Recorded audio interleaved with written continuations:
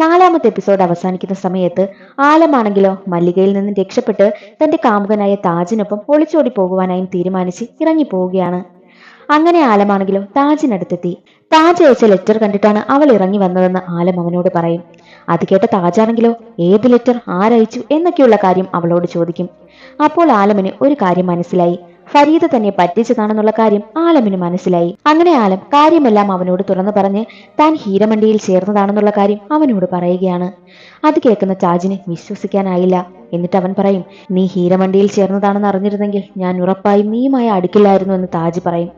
അത് കേട്ട ആലമാണെങ്കിലോ എനിക്കിനി തിരികെ പോകാൻ പറ്റില്ല, ഞാൻ ഫംഗ്ഷൻ പകുതിയിൽ ഉപേക്ഷിച്ച് വന്നതാണെന്ന് അവൾ പറയും. എന്നാൽ അവനാണെങ്കിലോ ദേഷ്യപ്പെട്ട് അകത്ത് കയറി കഥകടയ്ക്കും. ആലമിന് എന്ത് ചെയ്യണമെന്നറിയില്ല. അതിനുശേഷം ഫരീദയെ കാണിക്കും.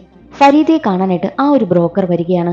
ഫരീദ നല്ല സന്തോഷത്തിലാണ്. കാര്യം മല്ലികയുടെ വീട്ടിൽ ഇപ്പോൾ ഒരു പ്രശ്നം നടന്നതല്ലേ ഉള്ളൂ.